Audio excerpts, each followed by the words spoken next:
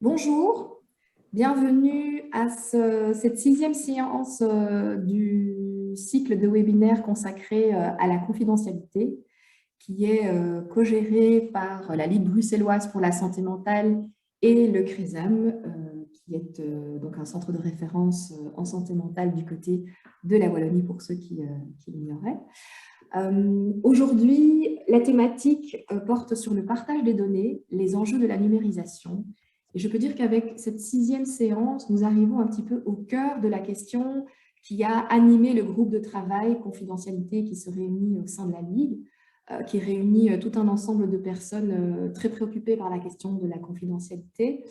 Car, comme vous le savez, il y a des nouvelles législations, des nouvelles formes, des nouveaux paradigmes qui vont s'imposer aux soignants, qui sont la numérisation des dossiers patients. Et donc, cet aspect nous a amené à réfléchir les questions du secret professionnel, de l'intime, de la confidentialité, du secret partagé à l'aune de ce nouveau paradigme. Et donc, avant d'arriver à cette question, de voir finalement comment ces nouvelles plateformes, ces nouvelles formes de stockage des données qui ne sont justement pas uniquement du stockage de données, mais qui est un nouvel univers dans lequel il nous faudra entrer et en même temps faire respecter les cadres déontologiques et législatifs liés au champ de la profession en santé et particulièrement en santé mentale. Il nous aura fallu parcourir tous les différents aspects qui touchent à la confidentialité, le secret partagé, le droit des patients, quand on travaille avec des familles, quand on travaille avec des enfants, que dit la loi sur des aspects juridiques, éthiques. Et donc, je vous invite, c'est une manière de vous inviter peut-être à visionner les autres webinaires qui reprennent un petit peu tous ces différents aspects qui touchent à la confidentialité et à nos métiers pour en arriver aujourd'hui aux enjeux de la numérisation. Donc, comme vous le savez, bientôt, la gestion des données de santé se traduira par des systèmes informatisés, numérisés, et dès lors, il nous faut nous interroger sur la pratique clinique, le rapport aux patients, les droits à ceux-ci qui vont devoir se réinventer à l'aune de ce nouveau paradigme numérique. Alors, nous accueillons aujourd'hui, nous avons le plaisir d'accueillir trois orateurs de choix et de qualité pour aborder cette question.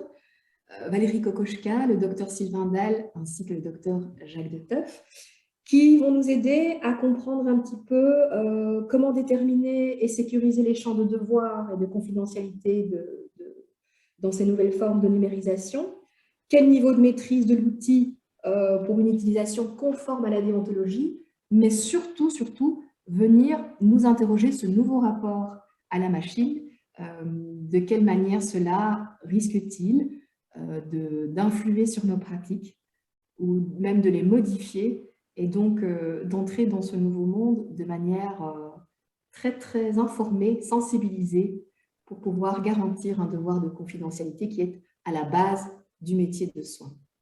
Voilà pour la présentation de ce webinaire. Je vais peut-être laisser la parole à... Non, je vais sûrement laisser la parole à Natacha pour les aspects techniques, logistiques en lien avec ce webinaire avant de passer à la première intervention. Voilà, quelques petites précisions pratiques. C'est un format webinaire, donc nous ne vous voyons pas, chers participants, mais vous avez le loisir de poser vos questions par écrit. Vous pouvez le faire via le bouton Q&R et on vous demande vraiment de le faire par ce bouton-là plutôt que le bouton discussion qui lui est réservé à vous dire bonjour ou autre, mais les questions sont à poser par le Q&R. C'est Samira Kolti, Yaria Hachem Sami ou Marie Lambert qui les relayeront à partir de 13h30 aux intervenants. Voilà. Sinon, vous pouvez de toute façon toujours vous adresser pour des questions plus techniques éventuellement également par le bouton discussion. Voilà, je vous souhaite un bon webinaire. Merci. Démarrer, juste vous informer que ce cycle de webinaires se clôturera le jeudi 19 mai avec une 7e séance qui traitera des enjeux de demain. Voilà, quels seront nos devoirs de demain, nos combats de demain peut-être aussi. Donc, on clôturera avec un titre un petit peu provocateur, À quoi sert donc encore le secret professionnel? Voilà, juste vous informer que Valérie Kokoschka devra malheureusement nous quitter à 13h30 car elle était dans une journée assez intense de cours. Donc, de l'en excuser, mais s'il y a des questions précises, on pourra les relayer par ailleurs et je pense que vous pourrez y répondre dans un temps ultérieur. Alors, Valérie Kokoschka, vous êtes philosophe, maître de conférences et enseignante-chercheuse au sein de l'Université catholique de Louvain et à l'Université de Lille. Vous êtes spécialisée dans les questions d'éthique médicale.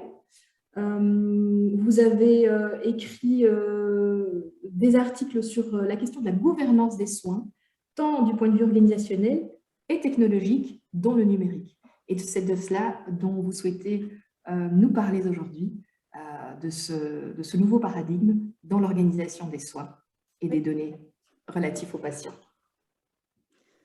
Merci à vous pour cette présentation.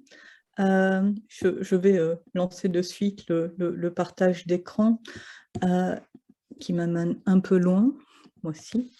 Donc, l'idée pour moi, ce qui m'a été demandé, et je vous remercie d'abord de cette invitation. Je suis très heureuse de pouvoir partager ces différentes réflexions et je serai tout aussi heureuse de répondre à vos questions et d'avoir un échange. L'idée pour moi, c'est vraiment de planter un cadre de ce qui se produit en santé, mais pas seulement en santé, et d'essayer de vous montrer que ce que l'on voit émerger, c'est quand on parle d'un nouveau monde, c'est littéralement, effectivement, un nouveau monde au sens où il y a un nouvel écosystème avec de nouveaux repères, avec de nouvelles manières de fonctionner, et donc aussi de nouvelles pratiques. Il y a de nouveaux acteurs dont je n'aurai pas le temps de parler, mais disons qu'on assiste à une nouvelle configuration de la santé. Et c'est de ce point de vue-là que je voudrais travailler avec vous. Alors l'idée, c'est d'abord d'expliquer qu'est-ce que c'est un écosystème, à quoi ça renvoie, vous montrer très concrètement ce que ça signifie et où est-ce qu'on voit se développer l'usage des data en santé. Avoir une réflexion alors, à partir de là, sur ce que ça signifie en termes d'éthique, de démocratie sanitaire et même plus généralement de démocratie. Je ferai un détour sur le mythe de l'anonymat des données qui me semble quelque chose de vraiment important dans le cadre de la confidentialité. Un autre détour sur ce nouvel écosystème dans la manière dont il se traduit en médecine, à savoir par une médecine 6P. Et pour finir, je conclurai brièvement. Alors, très souvent, en fait, les datas sont perçues comme quelque chose qui va véhiculer une relation de soins technicisée, objectivée en data, en algorithme, en puce, en implantable, qui laisse quelque part l'humain comme un tiers résiduel qui va nous mener vers une humanité qui serait plus high-tech et surtout minus sapiens. Alors, si on suit le philosophe Simondon, qui est un philosophe que j'aime beaucoup, qui est vraiment un philosophe des techniques extrêmement important, il montre qu'un outil technologique, quand il pénètre dans un environnement, reconfigure, transforme l'environnement dans lequel il s'inscrit. Et c'est extrêmement important de saisir ça. On ne peut pas avoir un nouvel outil et avoir un environnement qui est intact. Pour vous donner une comparaison facile, en tout cas imagée, on pourrait dire que l'invention du moteur a inventé les autoroutes, a inventé les pompes à essence, a inventé le ministère des Transports. Pour le dire autrement, c'est l'invention de l'objet technique qui vient inventer toute une infrastructure autour de lui, et c'est une première approche qu'on peut avoir de ce que c'est un écosystème. Et donc les data forment aussi un nouvel écosystème. Ce que vous voyez ici, parce qu'on a souvent tendance à dire que finalement toutes ces questions de data, de big data, etc., c'est surtout pour la médecine curative, la médecine physique. Je vous montre ici Watson for Psychiatry, Donc, c'est une intelligence artificielle de deep learning qui, à partir d'un email d'une quinzaine de lignes, permet de détailler, et je vais essayer de vous agrandir l'écran, de faire un profil psychologique du patient, et donc de pouvoir cerner s'il est facilement irritable, s'il est anxieux, s'il est relativement phobique, s'il peut être joyeux, s'il est confiant, etc., etc. L'idée de ce Watson, c'était quoi? C'était finalement, outre de fournir un profil psychologique relativement complet au psychiatre, mais aussi en tant qu'intelligence artificielle coopérante, de pouvoir être un tiers dans la relation thérapeutique et en enregistrant le langage naturel et les interactions, venir poser un ensemble de questions. Et donc, si vous voulez, c'est un objet, un outil d'aide et de soutien thérapeutique en psychiatrie qui a été développé par Watson et donc par IBM. Vous avez la même chose en oncologie, c'est simplement pour vous dire qu'on peut l'avoir également en données beaucoup plus matérielles, beaucoup plus physiques, puisque là, on va se baser sur les tumeurs. Vous l'avez aussi pour l'administration des patients. Je vous invite à réfléchir le fait qu'on pourrait évidemment très facilement lier un parcours de patient à ses données administratives, voire à ses données de coûts, dans le même Watson, si vous voulez. Ce que l'on connaît assez bien aussi, et qui commencent à intervenir de plus en plus, ce sont les chatbots, ces petits robots qui permettent d'être des opérateurs de tri, de pré-screening des patients, d'analyse de l'état avant même d'avoir rencontré un patient. Vous avez également de plus en plus d'applications portables. Pourquoi je vous les mets là? Tout simplement pour vous signifier qu'il y a déjà, via toutes ces applications, et notamment cet échographe, vous avez aussi des senseurs, des glucomètres, etc., une désinstitutionnalisation, une déclinicisation de la production de data, si pas médicale, de santé. Vous avez aussi des médicaments connectés, c'est vrai qu'ils ne sont pas nombreux, mais celui-ci est aussi en psychiatrie. Il contient une petite une nanopuce qui envoie un signal pour signifier qu'il a été pris par le patient. En cours de construction, des jumeaux numériques, c'est-à-dire finalement notre propre jumeau métabolique, génétique, etc., sur lequel on pourrait désormais, et c'est ce qu'on espère un peu, pouvoir tester un ensemble de médicaments, mais pourquoi pas de prise en charge.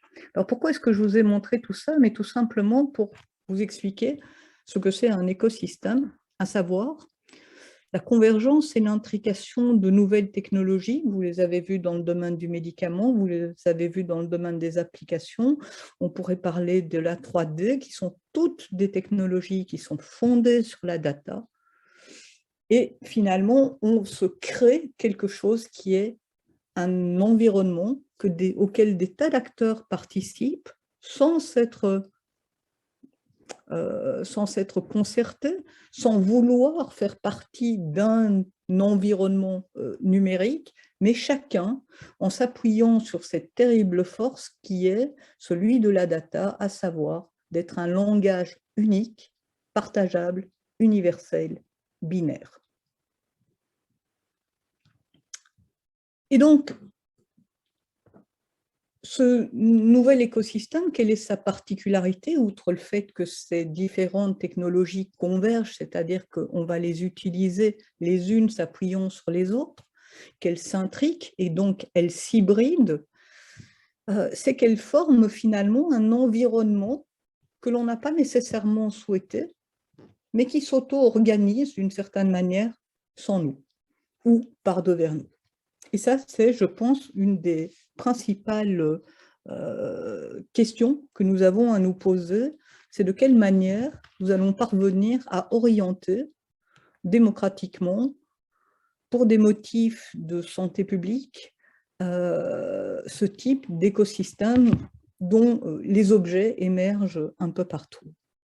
Alors évidemment, il y a de fabuleuses promesses qui sont accolées aux données massives. Il y a une médecine adossée à la singularité biologique des individus, une certaine autonomisation du patient grâce aux dispositifs de capture et de monitoring des différents paramètres biologiques, mais aussi psychologiques, des dossiers patients électroniques intelligents, une prévention des maladies via les biomarqueurs, une prévention des épidémies, un suivi, une prise en charge automatisée de cohortes de patients, la facilitation des essais cliniques, mais aussi, et bien sûr, des économies, de l'organisation, de la gestion et de la réduction de coûts. Alors, ce nouvel écosystème, je viens de vous parler des fabuleuses promesses qu'il nous offre, mais il génère également une certaine aversion, un sentiment parfois d'impuissance par rapport à sa marche forcée, une certaine défiance, le sentiment d'une fragilisation des acteurs.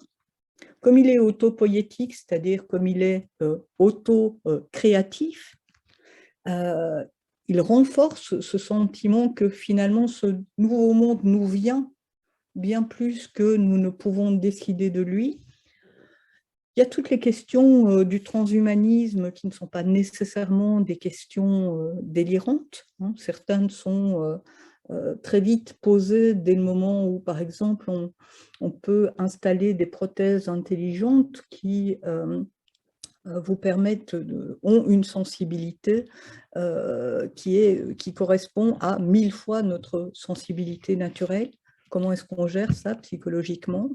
Comment est-ce qu'on vit avec d'autres? Il y a une série de prophéties plus ou moins autoréalisatrices et plus ou moins pas. Et il y a le sentiment d'inéluctabilité que l'on peut ressentir. Alors en médecine, ce nouvel écosystème, il se présente, il vient s'insérer dans un certain nombre de changements qui étaient déjà en cours. Ce qu'on appelle cette fameuse médecine 6P. Pendant longtemps, elle est restée une médecine 4P, mais on en a ajouté 2.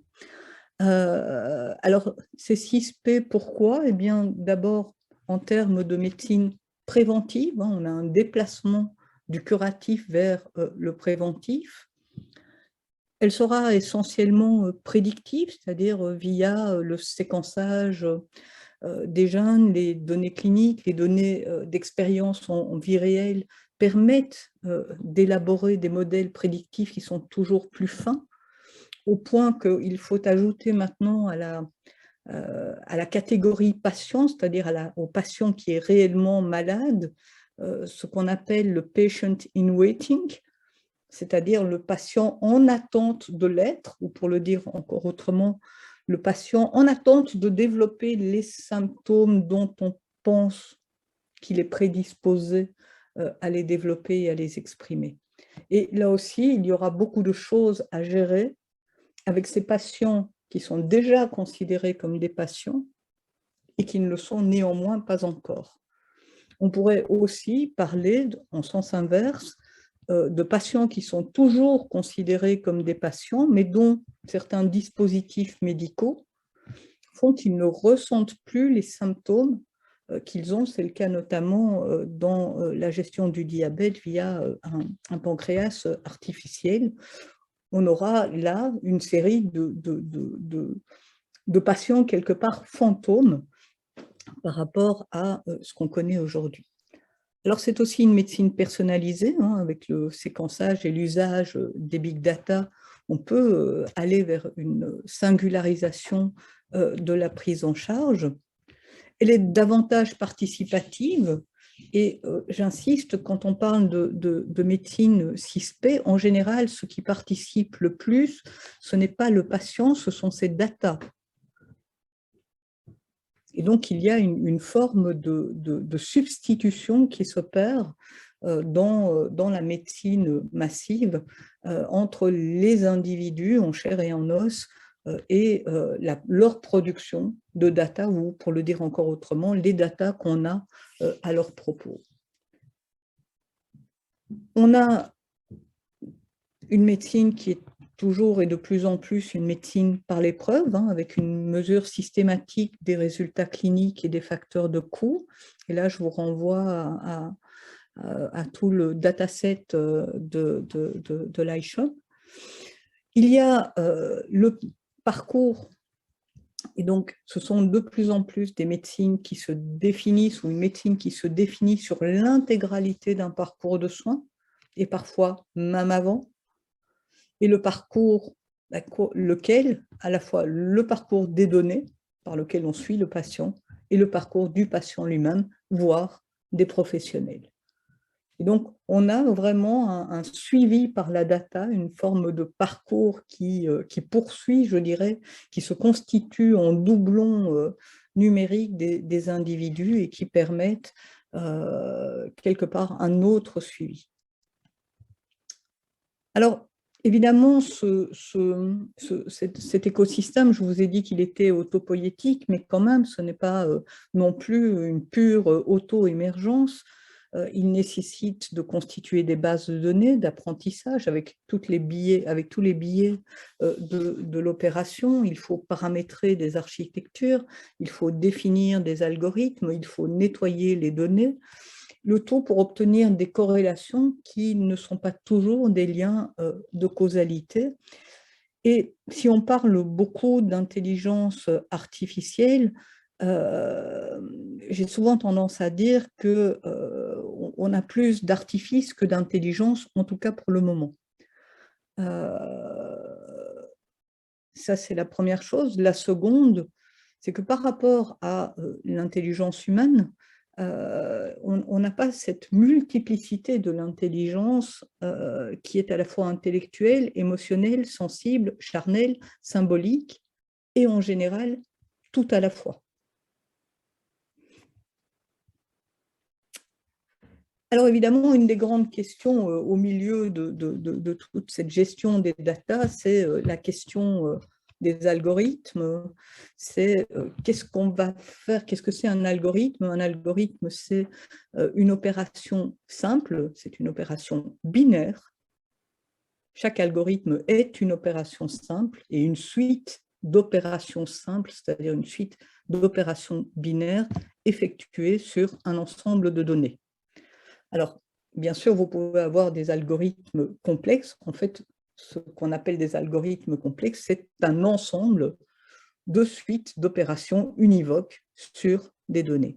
Pourquoi est-ce que je dis ça? Parce que on a eu une grande inquiétude qui est souvent relayée, qui serait de dire finalement les algorithmes sont des boîtes noires. Ce n'est que partiellement vrai. Je veux dire que mathématiquement parlant, il va de soi qu'un ensemble d'opérations univoques ne peuvent jamais générer une boîte noire. Il faut dessiner de nouvelles architectures, notamment si on veut pouvoir remonter l'ensemble des opérations qui ont été faites, mais a priori, c'est nécessairement possible. Alors, je reviens au centre du sujet. Une des grandes questions, c'est finalement, est-ce qu'on ne va pas se retrouver à un moment ou à un autre devant une gouvernance où ce sont essentiellement les algorithmes qui vont à la fois présider à la prise de décision, voire même gouverner les décisions, les choix personnels et collectifs, voire les comportements. Dans le domaine médical, on peut se poser la question de savoir si un médecin pourra s'affranchir d'un traitement proposé, suggéré par des algorithmes d'aide à la décision. Qu'en sera-t-il de la responsabilité en cas d'erreur ou de dommage liés à un de ces algorithmes? Est-ce que les individus pourront se libérer d'une génétique ou d'une épigénétique imparfaite? On peut penser en santé mentale à un certain nombre de fragilités héritées.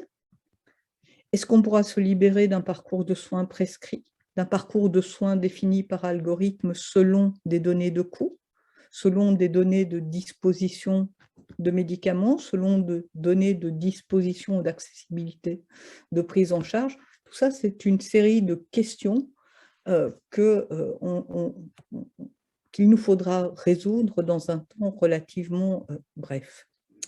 Alors tout ça pour dire quoi? Mais finalement qu'on est devant un nouvel écosystème qui est en train d'émerger et qu'il nous revient quand même de le bâtir de telle manière qu'on puisse conserver, et c'est là vraiment, je dirais, la volonté, je pense, de chacun des acteurs, mais aussi vraiment le lieu de l'insistance de tous les philosophes qui peuvent travailler en éthique, et je pense qu'on est rejoint là-dedans par les juristes et les autres acteurs, c'est-à-dire de pouvoir conserver une marge de manœuvre étendue qui nous permette d'orienter collectivement et démocratiquement les politiques de santé publique, mais aussi le sens de la technologie. Toutes ces technologies nous arrivent, elles nous sont présentées comme des choses que nous pouvons ou pas accepter. Peut-être pouvons-nous aussi changer notre rapport à la technologie de telle façon que nous n'options plus que pour celles qui nous paraissent être désirables pour la société, et pas seulement tolérables ou acceptables par elle. Pour le dire autrement, que la technologie invente des moyens de nouveaux avenirs n'est pas une raison suffisante pour se les laisser dicter. Alors, je voudrais juste dire quelques mots sur ce mythe des données anonymisées, parce qu'on a des masses de données toujours plus conséquentes. Et pour soutenir l'innovation, une des grandes suggestions, c'est de favoriser la collecte des données forcément sensibles, de favoriser l'open data. De manière générale, on parle même de philanthropie des données, de manière finalement à aider la recherche médicale contre une promesse qui est celle de l'anonymisation des données, et qui est en réalité une promesse qu'on ne peut pas tenir. Alors, je pense que ça, c'est vraiment important de le dire, c'est qu'il n'y a pas de système de data, il n'y a pas de banque de données qui permettent une réelle, totale désidentification des data par des moyens simples et raisonnables. Par ailleurs, je crois qu'il faut aussi démonter le mythe des données anonymisées d'une seconde manière. C'est que non seulement il est difficile, voire impossible, de parvenir à une véritable désidentification des données, mais en plus, personne n'a envie de données anonymisées. Pourquoi? Parce que ce qui est intéressant dans les données, c'est précisément de pouvoir les coupler, de coupler les databases de manière à densifier et affiner les corrélations, de manière à pouvoir trouver finalement des liens ou des liaisons qui sont inconnues. Bref, les seules données réellement intéressantes pour l'intelligence artificielle, pour les industriels, pour ses promoteurs, sont celles qui, précisément, autorisent des identifications croisées et des identifications en contexte. Donc, pour le dire autrement, première étape, il n'est pas possible de manière réelle et concrète d'anonymiser jusqu'au bout des datas de manière à rendre tout à fait transparent ou à neutraliser ces usages par rapport à telle ou telle personne. Mais par ailleurs, non seulement ce n'est pas possible, mais personne n'en veut des données anonymes, parce que ça enlève tout l'intérêt de l'usage des données massives. Par contre, ce à quoi on peut arriver, c'est de faire en sorte que l'identité nominale des individus ne soit pas révélée. Donc, si vous voulez, j'introduis une distinction ici entre pouvoir joindre à une identité, disons un numéro, un ensemble de données, de contextes, de croisements, croiser des bases de données de l'INAMI avec celles du travail, avec celles de la santé, avec celles d'un ensemble de ministères, un peu comme ce qui est en cours de réflexion, sans pour autant lier ça à une identité nominale, c'est-à-dire moi, Valérie Kokoschka. Ça ne veut évidemment pas dire qu'on ne pourra pas me retrouver, moi, Valérie Kokoschka, avec toutes ces données-là. Ça veut simplement dire qu'on peut arriver à ce type d'anonymat-là avec les garanties qu'elles peuvent promettre et toutes celles qu'elles ne peuvent pas promettre également. Alors, pour conclure, qu'est-ce que j'ai voulu faire ici? C'est finalement vous montrer un peu l'écosystème devant lequel on est, ce qui se met en place, la manière dont ça s'installe.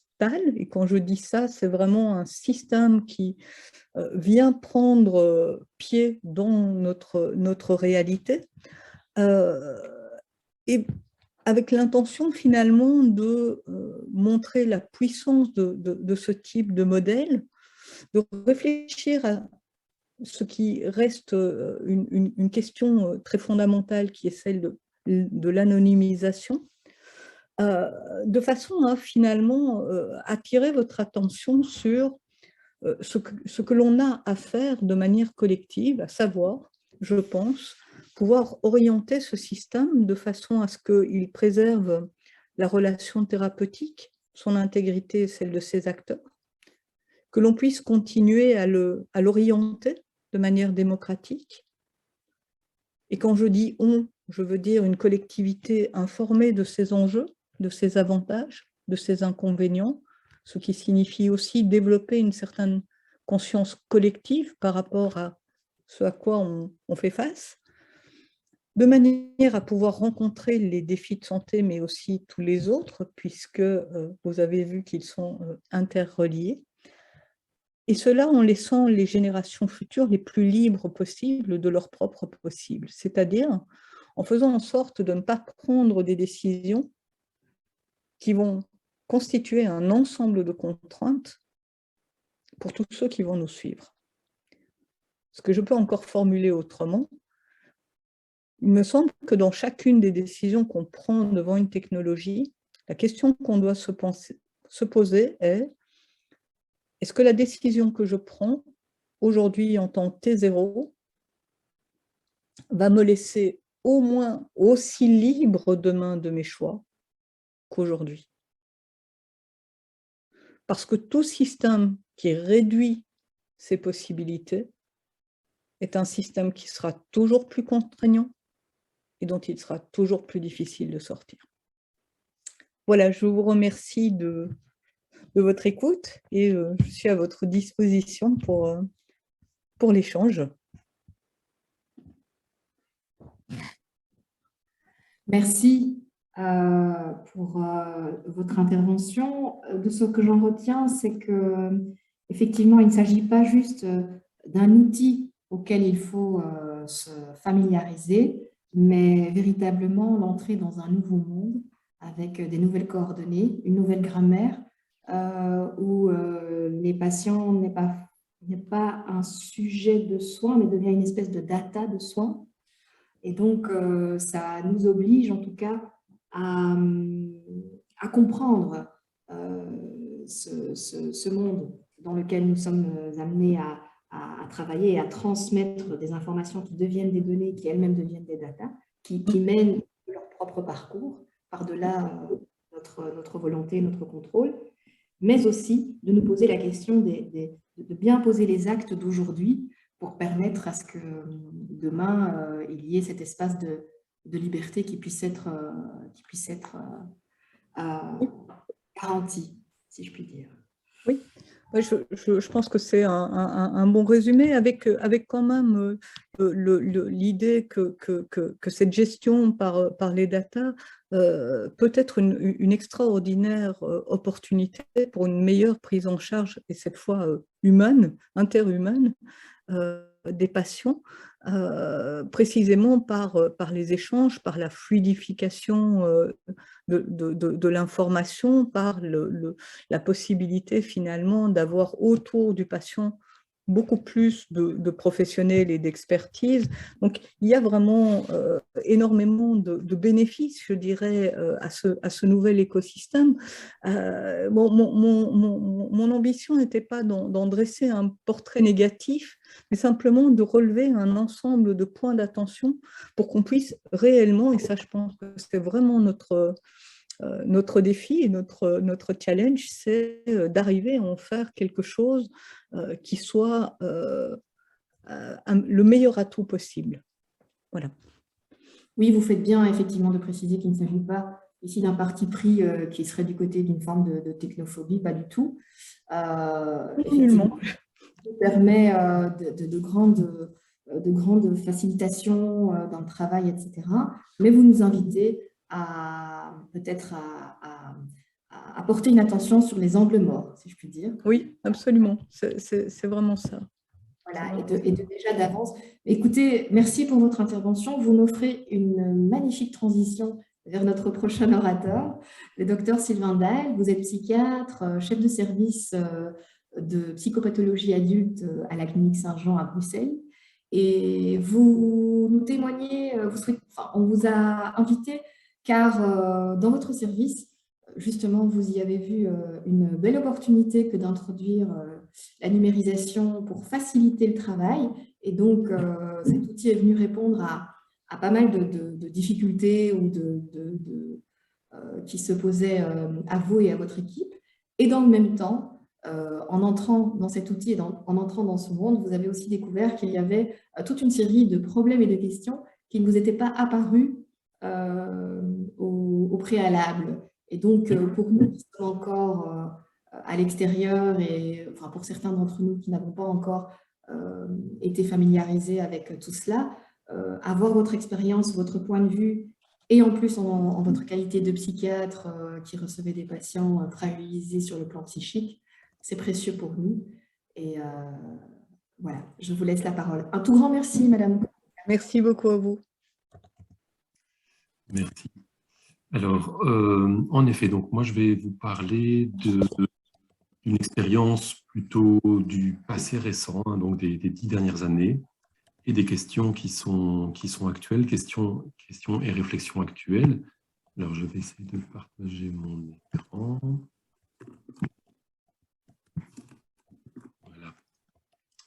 Donc, la présentation que je vais faire, elle va s'orienter en partant du particulier, c'est-à-dire un témoignage, dans le fond, d'une expérience d'une dizaine d'années de l'informatisation d'un service bien particulier, le service dans lequel je travaille, avec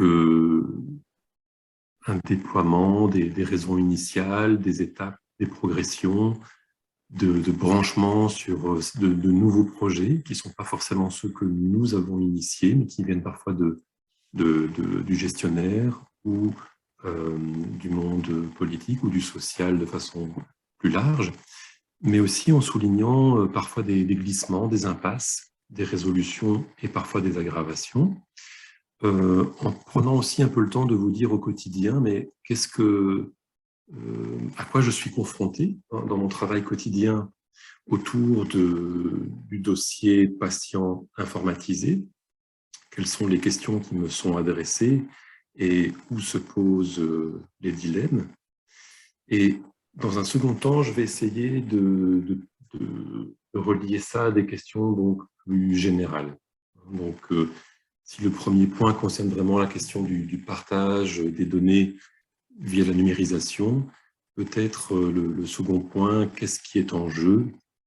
Et là, autour de quelques points rapides, tout d'abord, un étonnement face au texte de loi, aux recommandations où je trouve que le patient et le médecin ont une figure très particulière, qui n'est pas celle auquel je suis habitué d'un point de vue psychiatrique ou psychopathologique. Le patient n'est pas un patient psychiatrique dans ces textes. Et je pense que dans la mise en œuvre de ces nouvelles technologies, il faut aussi penser à certaines tournures très particulières de l'être humain qui existent, que sont la perversité et la paranoïa, par exemple. Un tout petit point sur le big data à l'heure actuelle, c'est-à-dire la question « est-ce que ça change quelque chose à l'heure actuelle dans ma pratique ?» Qu'est-ce que ça m'a amené comme développement du point de vue psychothérapeutique, par exemple. Et puis, s'il y a un peu de temps, un éclairage par un texte important qui est celui de la question de la technique, qui rejoint, je pense, par beaucoup de points des éléments que Mme Kokoschka nous a fournis.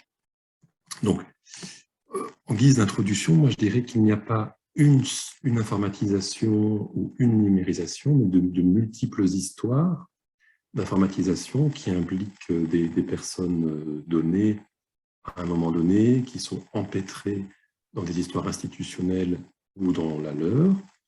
Donc, une forme de tableau sans doute très vaste et très hétérogène, mais avec quand même un mouvement de fond très fort, qui est plutôt représenté par les règles, les lois, les décrets, les recommandations, les guidelines, et qui va dans un sens relativement bien clair.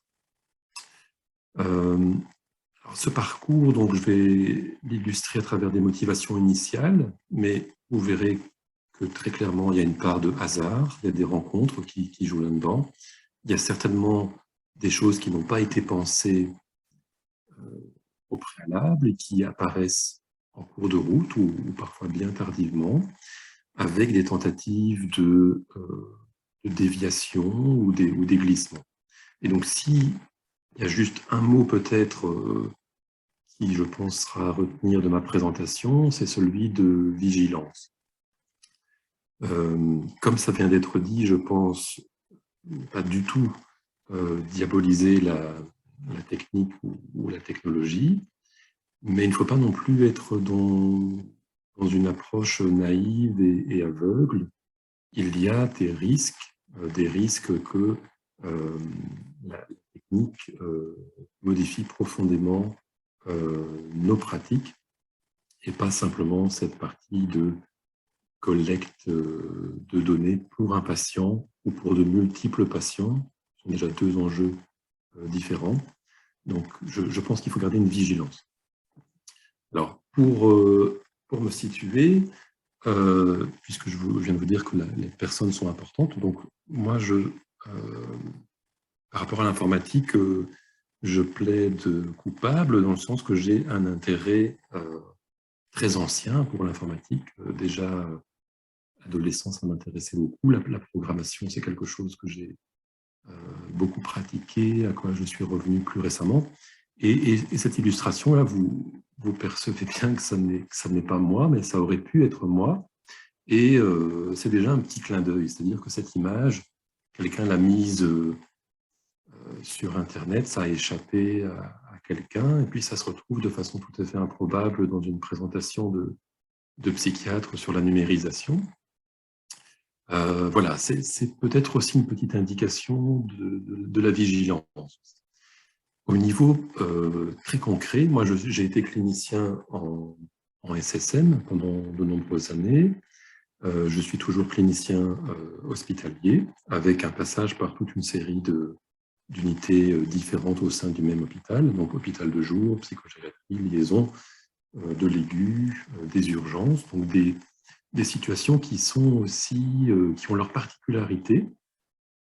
Et j'y pense notamment en lien avec le texte que Pascal Augustin a écrit, qui était très spécifique de la consultation libérale en psychothérapie. Je parle très clairement d'une expérience hospitalière. Et vous verrez que ça a des conséquences de par l'encadrement légal, mais aussi de par certains aspects de continuité qui est un challenge permanent pour essayer de la maintenir. Et le dossier informatisé va évidemment être une réponse à un moment à cette exigence. Voilà. Alors, question un peu rhétorique, comment être écartelé? En ce qui me concerne, c'est très simple. Il suffit de mettre tous ces ingrédients-là ensemble en même temps.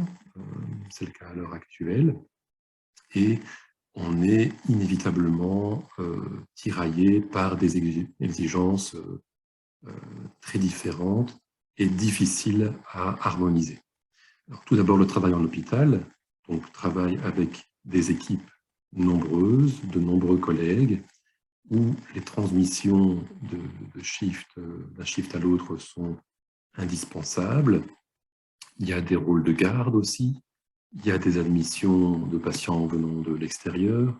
Donc, il y a vraiment une information qui doit être transmise. Ça, c'est très clair. Et de tout temps, cette transmission, elle s'est faite par différents moyens. Transmission orale, une transmission par le papier, et plus récemment, une transmission par un dossier informatisé. Il y a aussi à l'hôpital une pression à la production de données mesurables, du côté infirmier, par exemple, du côté du management. Mais il y a aussi une pression à la création d'indicateurs, des valeurs chiffrables, par exemple pour une accréditation de l'hôpital. Ensuite, autour de ce travail clinique, mais pas seulement clinique, déjà aussi un peu avec des aspects de management, on a la loi sur les hôpitaux qui va, en tant que chef de service, me donner certaines missions. Je rappelle que la plupart des services sont des services aigus, qui ne sont pas donc dans le même temps que celui de la psychothérapie. On a une exigence de certains résultats assez rapides, pour lesquels, par exemple, avoir des informations rapidement sur certains patients, ou au préalable même, peut signifier un gain de temps. Ce qui nous place d'emblée dans une perspective très différente de celle de la demande d'analyse, par exemple. Ce sont deux choses qui sont comparables par certains points, mais pas par tous. Ensuite, en 2002, on a la loi sur les droits du patient, avec, par exemple, le devoir de rendre une copie du dossier au patient en déant les 15 jours. On y est soumis. De façon spécifique au service où je travaille, il y a donc de multiples unités avec des fonctionnements différents et des médecins qui les fréquentent toutes, plus des urgences et des gardes. Si on retrace l'histoire, en arrivant dans cette unité, au début, il y avait des notes manuscrites, avec des dossiers d'hospitalisation. Tout le monde a bien connu ça, donc des dossiers difficiles à localiser, des notes éparses selon les professions et les lieux. Par exemple, on vous dit, mais voilà, cette information-là, elle se trouve dans le carnet bleu qui est sur le bord de fenêtre, ou bien ça, c'est sur le tableau Velleda dans la salle de détente. Enfin, il y avait de multiples lieux extrêmement nombreux où chercher les informations et le besoin de passer beaucoup de temps et d'énergie à les mettre ensemble, à les synthétiser, avec une absence de cohérence d'une unité à l'autre et de façon très pratique pour les psychiatres des RPM en papier, donc encore un lieu supplémentaire sans aucune trace des épisodes précédents. Face à ce tableau-là, moi qui suis intéressé par l'informatique, j'ai soutenu avec enthousiasme auprès du service IT que ça me semblait vraiment intéressant qu'on informatise les dossiers et que dans le fond, toutes ces données éparses, on les regroupe dans un dossier intégré, informatisé et partagé au sein du service. Donc, c'était un projet, dans le fond, plutôt visant une forme de continuité, de disponibilité des informations de travail, qui était une traduction de ce qui existait déjà, mais en regroupant et en formalisant les choses. La direction était plutôt surprise de mon enthousiasme, alors que d'autres services étaient beaucoup plus réticents. C'est là un psychiatre qui s'intéresse à ça. Mais toujours est-il que ça s'est fait. Donc on a commencé l'hôpital de jour en 2008 avec ce dossier-là. Et d'emblée, pour une question de facilité sur la discussion de qu'est-ce qui est note individuelle, qu'est-ce qui est dossier, on a très vite tranché en disant le dossier, tout ce qui est dans le dossier informatisé, c'est le dossier patient. Donc, il n'y a pas de note individuelle dans ce dossier. C'était une façon assez radicale de trancher ça. Peut-être pas la meilleure, mais c'est celle qui a été prise à l'époque.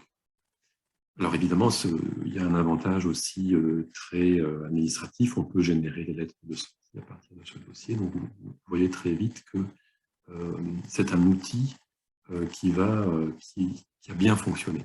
Il a bien fonctionné. En 2012, je suis devenu chef de service et donc de plus en plus la continuité et la qualité des soins sont devenues des choses qui ont été importantes. Et à ce moment-là, le dossier informatisé qui était initialement celui du service de l'hôpital de jour a été généralisé à l'ensemble des unités du service, mais aussi à la liaison, aux urgences psychiatriques et à notre consultation. C'est-à-dire qu'il était possible à ce moment-là de garder des notes de consultation dans un dossier informatisé. L'agenda aussi a pu être intégré. Donc vous voyez que peu à peu, il y a une série de choses qui se sont accrétées autour de ce dossier initial et qui, dans le fond, on peut le dire, fonctionnait bien. C'est-à-dire que l'outil était assez puissant. On pouvait passer facilement de l'agenda au dossier patient, on prend ses notes et puis on passe directement à la prise de rendez-vous. Donc il y a quelque chose de très puissant qui renforce l'usage du dossier. Un peu plus tard, j'ai participé au conseil médical et à ce titre à la commission informatique, qui m'a permis d'aussi mieux connaître le fonctionnement du service IT et d'aussi mieux saisir comment ça fonctionne, dans le fond, quel travail de priorisation est nécessaire face aux multiples demandes qui existent au sein de l'hôpital. Alors, la chance que nous avons eue à travers tout ce processus, c'est que, en dialogue avec la direction, le gestionnaire, les informaticiens et les collègues dans les différents corps de métier, on a pu créer un dossier comme nous le souhaitions, à partir de ce qui existait déjà, en développant aussi certains points, mais vraiment presque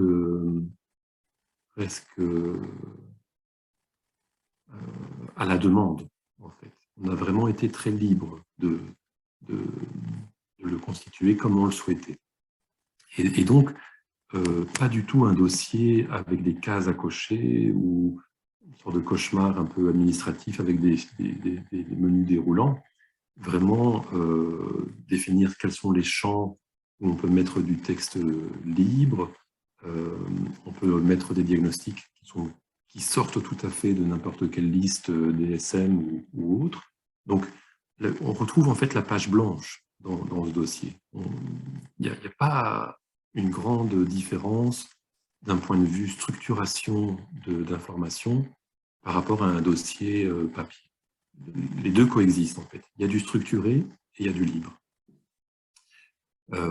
Mais ce qui est très clair, c'est que le degré de maîtrise était très élevé par rapport à l'outil, par rapport aux décisions vous verrez que ça intervient après, de publier des choses de façon externe ou pas. Tout ça a été toujours négocié. Donc, négociation, vigilance aussi, et structure évolutive du dossier. Récemment, par exemple, un plus jeune collègue s'est à nouveau penché sur ce dossier et a demandé la suppression de certaines redondances pour le rendre plus agréable, plus lisible.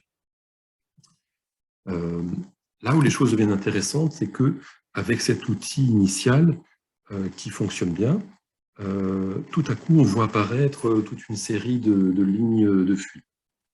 Alors, par exemple, le fait que la prescription informatisée est gérée par un autre logiciel et que les deux logiciels ne sont pas compatibles. C'est-à-dire qu'on n'a pas, le fournisseur du logiciel de prescription n'a pas pu fournir l'interface pour le dossier informatisé. Et donc, on se retrouve avec un outil très puissant où il y a un grand maintien de l'information. Mais par exemple, quand on veut prescrire, on doit recopier à la main le traitement d'un logiciel vers l'autre, alors que ça semble vraiment peut-être le lieu où il faudrait que l'information circule automatiquement. C'est là où on peut encore faire des erreurs.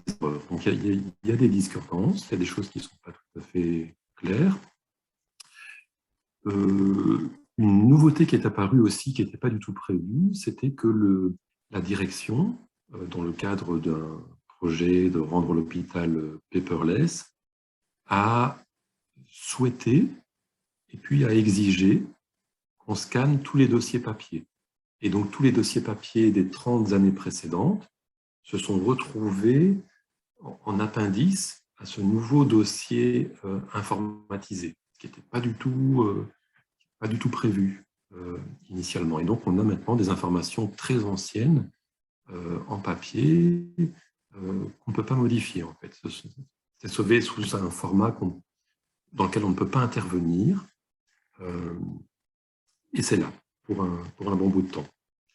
Je me permets, Dr Sylvain, de vous dire qu'il reste un gros 5 minutes, on va dire. Ah, d'accord, je vais accélérer alors.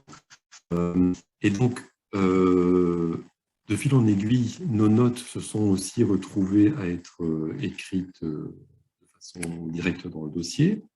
Un autre projet, ça a été de lier ce dossier aux informations mises en ligne dans le réseau santé bruxellois. Et là, on a dû vraiment intervenir pour freiner. On n'a pas voulu que nos lettres de sortie soient mises à disposition d'un réseau public. Il a fallu vraiment marquer son désaccord par rapport à ça et argumenter. Alors, ça, c'est un peu le parcours de ce dossier informatisé. On a aussi tous entendu des choses inquiétantes du côté de la firme, enfin, l'association Vastamo en Finlande, où il y a eu de très grandes fuites informatiques de dossiers patients. C'est passé relativement vite dans les nouvelles. Il y a eu peu de conséquences de ça, hormis la faillite de cette association. Plus récemment et plus près de nous, le Schwapi en 2021, qui a fait l'objet d'attaques. Donc on réalise aussi que ces dossiers sont fragiles ou restent fragiles. Ils ne sont pas tout à fait tout le temps sécurisés. Alors, au quotidien, qu'est-ce que je fais en fait? Eh bien, il faut bien réaliser qu'avec des dossiers informatisés comme cela, toute une série de demandes est devenue plus à l'avant-plan. Donc, on a beaucoup de patients qui nous demandent de transmettre aussi que la loi sur du droit des patients, en fait, de transmettre des rapports.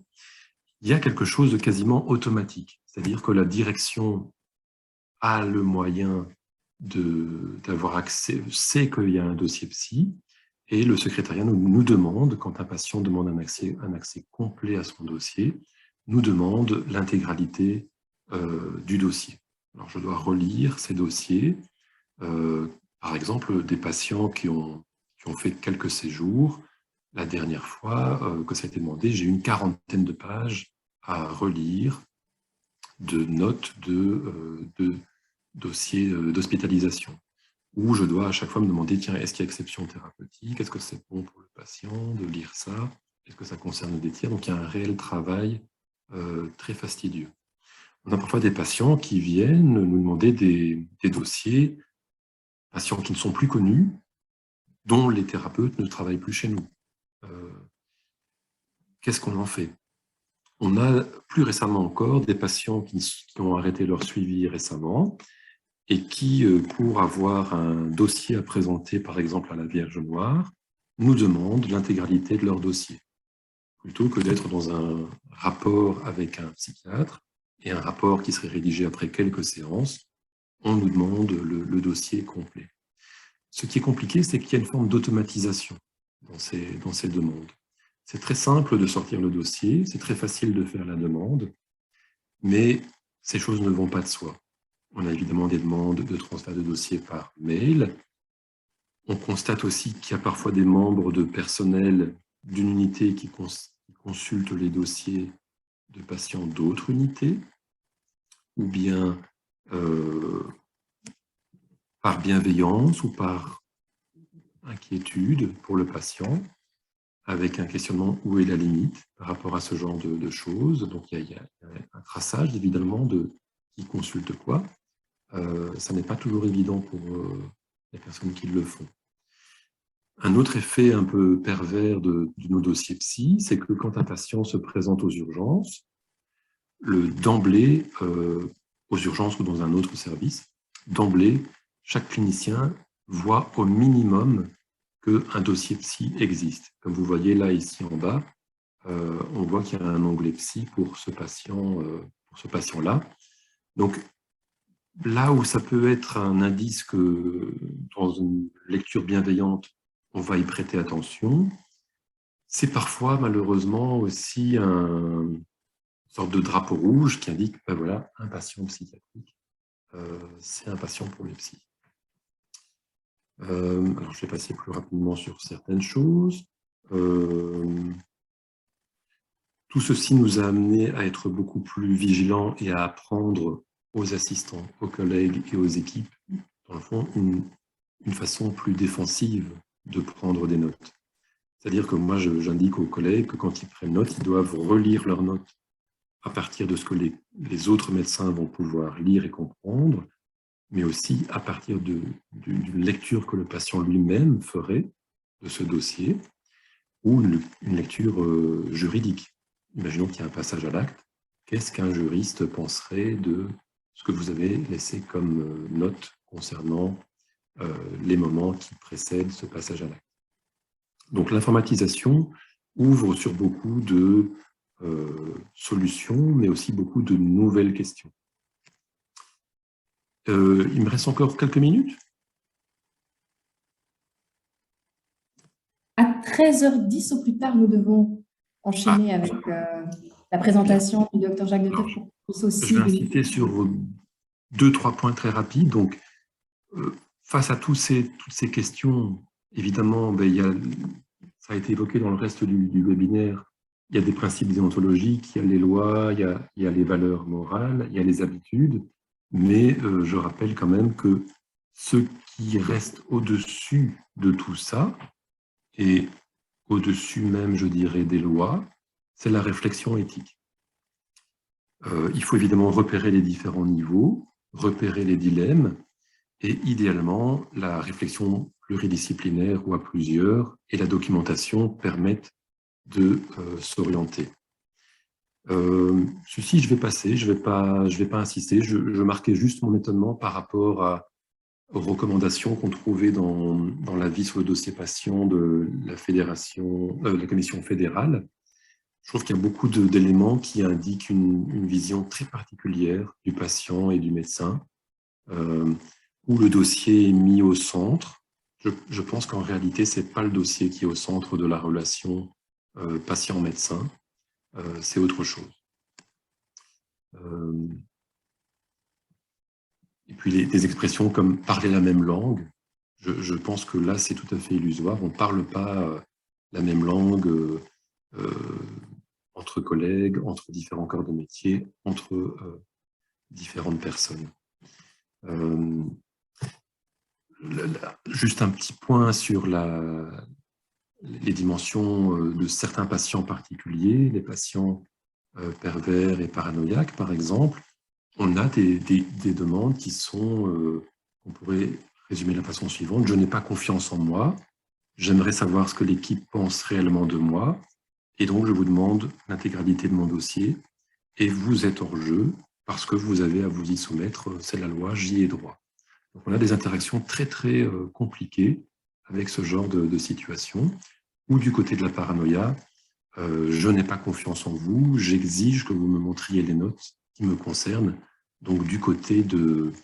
Le dossier n'est pas dans ces cas-là un élément de dialogue ou de soutien du patient. Ça passe tout à fait du côté de la preuve, avec des dimensions de vérité, d'emprise, et quelque chose qui vient toucher à l'intime et au secret, qui pour ces patients paranoïaques est quelque chose d'extrêmement angoissant, en fait.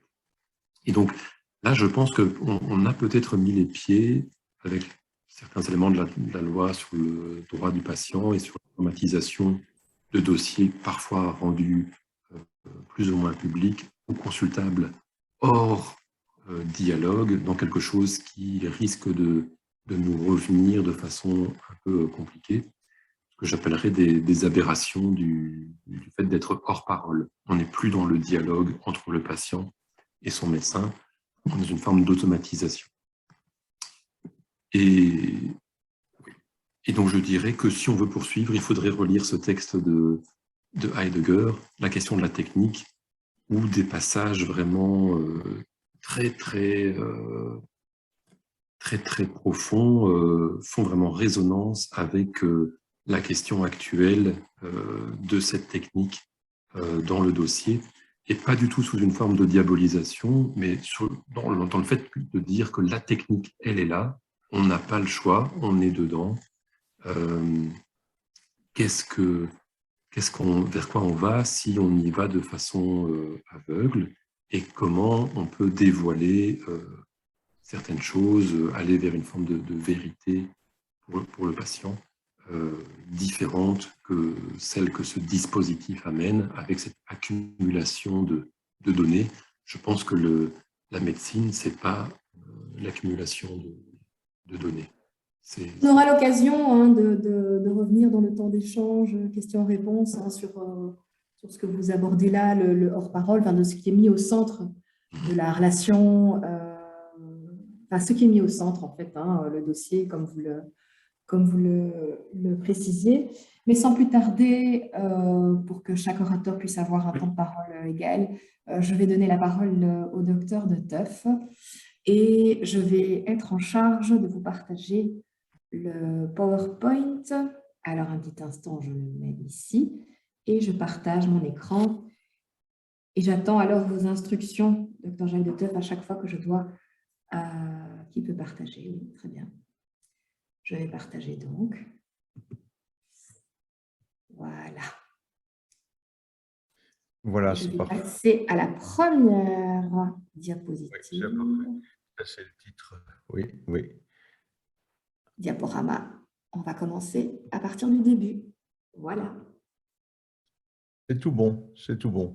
Merci de m'avoir invité. Donc, je suis docteur de Teuf, je suis chirurgien de formation. J'ai fait de la gestion hospitalière aussi en pratique sur le terrain. Et je suis depuis 2009 le président du comité de gestion de la plateforme e-Health.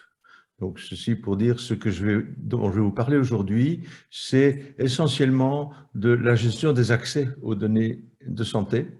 Et donc, on peut passer à la diapositive suivante. Voilà. Qui joue dans cette pièce? Le ministre, et quand je dis le, c'est gentil, c'est les, puisqu'il y en a déjà eu 4 qui se sont penchés sur la chose. Depuis de Mott, Omkelings, de Bloch et maintenant Van den Broek. Et donc, il y a des roadmaps santé e-Health, version 1, 2, 3, 4, la version 4 étant en voie de finalisation, mais le gouvernement aura fini quand la version 4 sera prête, je crois. Parmi les acteurs, il y a le comité de sécurité à l'information et l'association de protection des données. On vous en a parlé dans d'autres webinaires, je ne vais pas faire long là-dessus. Simplement, le CSI a été créé en 2011 quand la loi sur la protection de la vie privée a été transformée en une loi sur la protection des données de santé, etc., nommée par le gouvernement et qui donne les autorisations d'accès aux data qui sont dans des bases de données. L'APD est chargé de vérifier si toutes les autorisations sont données dans le respect de la loi, d'instruire les plaintes et de prononcer des sanctions si nécessaire.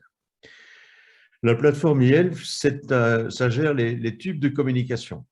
Donc, en aucune façon, elle n'héberge de données, quelles qu'elles soient. Elle met en lien, en contact, elle permet à des utilisateurs d'avoir accès à un certain nombre de bases de données ou à des services de valeur ajoutée. Elle est composée d'un comité de gestion, ça c'est la gestion quotidienne, d'un comité très important en concertation des utilisateurs qui représente en fait l'entièreté des gens qui ont nécessairement accès à des données de santé dans une optique thérapeutique ou diagnostique. Par conséquent, dans ce comité de concertation des utilisateurs, ne figurent ni les médecins du travail, ni les médecins des assurances, enfin les médecins, les représentants des assurances, ni les représentants des mutualités. Ce sont uniquement ceux qui sont là dans un but thérapeutique et pas d'évaluation d'un dommage ou autre par ailleurs. Elle est composée de plusieurs groupes de travail. Le plus important, c'est le groupe de travail accès. On reviendra à ça. C'est, pour le faire très court, qui peut avoir accès à des données de santé, quand, comment et pour quelle durée. Les professionnels sont évidemment intéressés aussi. Il y a tous ceux, l'acronyme est vilain, c'est la loi sur l'exercice des professions de soins de santé, c'est l'ancien arrêté royal 78. Tous les professionnels qui sont repris là-dedans, il y en a une vingtaine de dispositions différentes, sont inclus dans cette législation. Ne font pas partie de cette législation les aidants, c'est-à-dire tous ceux qui, finalement, pour des patients chroniques, grabataires et autres, font une partie des soins sans avoir le titre professionnel requis, lever quelqu'un de son lit, le mettre au fauteuil, faire la toilette, bon voilà. Donc ça, ce n'est pas des professionnels de santé. Et alors, très important, les deux associations coupoles représentant les patients sont aussi des acteurs de plus en plus incontournables. Il y a la Ligue des usagers soins de santé, c'est francophone, et le Vlaams Patiëntenplatform, qui est la plateforme flamande de patients. Le suivant. La diapositive suivante. Voilà. Il y a une série de règles qui entourent tout cela. Vous les connaissez, vous les avez eues. Règlement général de protection des données, notre loi belge récente. Il y a toute une série de documents qui ont été édités par la plateforme et approuvés par les autorités du comité de gestion de la plateforme. Les notes sont reprises là, consentement éclairé, relations thérapeutiques, la gestion des accès et le hub MetaHub. Je ne sais pas si vous êtes familier du hub MetaHub. Mais donc, pour le faire très court, tous ces documents, je les ai envoyés aux organisateurs de la réunion et à mon sens, ce sont des documents qui existent depuis 4-5 ans pour certains, adaptés et mis à jour et ça donne, mais ils sont longs, ils sont copieux, mais ceux qui sont intéressés peuvent le demander aux organisateurs, ils les recevront. Ils ne sont pas à destination de publication dans les journaux, bien entendu, mais c'est quand même des documents de nature publique, donc consultables. En fait, le principe même de la plateforme, c'est de n'héberger aucune donnée, mais de dire ou de permettre aux gens d'y accéder. Le Hub MetaHub, c'est un dispositif qui a été construit pour que quelqu'un qui cherche des données médicales au sujet d'un patient puisse savoir où on trouve un dossier concernant ce patient. Le MetaHub, c'est donc un répertoire des adresses, simplement, des endroits où se trouvent les dossiers, et qui est géré, lui, au niveau de la plateforme e-health, qui se contente, quand il y a une requête qui arrive, et il y en a des milliers par jour à la plateforme, de dire, voilà, vous trouverez un dossier dans tel ou tel hub, qui est la deuxième couche. Les hubs représentent toute une série d'hôpitaux, il y en a 4 en Belgique, 4 groupes donc, qui lui dit, eh bien, il y a un dossier de ce patient au Gasthuisberg, il y en a un autre à l'hôpital de Duffel et il y en a un troisième à Libramont. Donc voilà, à ce moment-là, la requête est dirigée vers ces hôpitaux qui, selon leurs propres règles, donnent accès au dossier médical. Grosso modo, c'est le système. Il y a évidemment la loi qualité qui rentrera en application pour sa partie consultation des données théoriquement au 1er juillet 2022, retardée d'1 an, et qui fait obligation à tous les professionnels de santé repris dans la LEPSS de tenir un dossier médical à jour, donc de le mettre à jour à chaque reprise et de le rendre consultable. La suivante. Voilà. Donc, les principes de base de toute l'histoire de la plateforme, contrairement à l'idée des concepteurs à ses débuts en 2009, est de dire on décentralise les databases, on laisse les données sur le lieu de production, que ce soit l'hôpital, que ce soit le dossier du généraliste, que ce soit le cabinet du kiné. Les données restent chez le producteur de la donnée et le système organise la connexion, l'accès à ces données. Et donc, la base de données MetaHub de la plateforme, c'est le répertoire des adresses, comme je vous ai dit, où se trouvent les différents dossiers, rien de plus. Alors, vous me direz, c'est gérer les hubs avec des hôpitaux. Oui, il y a aussi les fameux coffres-forts. Il y a Vitalink en Flandre, il y a le réseau Santé Wallon en francophonie wallonne et il y a Abrumet à Bruxelles qui ont leur base, leur coffre-fort. Coffre-fort qui héberge les données qui ne sont pas celles des hôpitaux, c'est-à-dire le SUMER, le dossier du généraliste, résumé, qui héberge les schémas de médication générés par les pharmaciens. Pour l'instant, c'est ça l'essentiel. Le suivant. Alors, on assiste depuis Madame de Bloch à la volonté de fusionner les administrations publiques et aussi de fusionner les registres, ou la gestion des registres.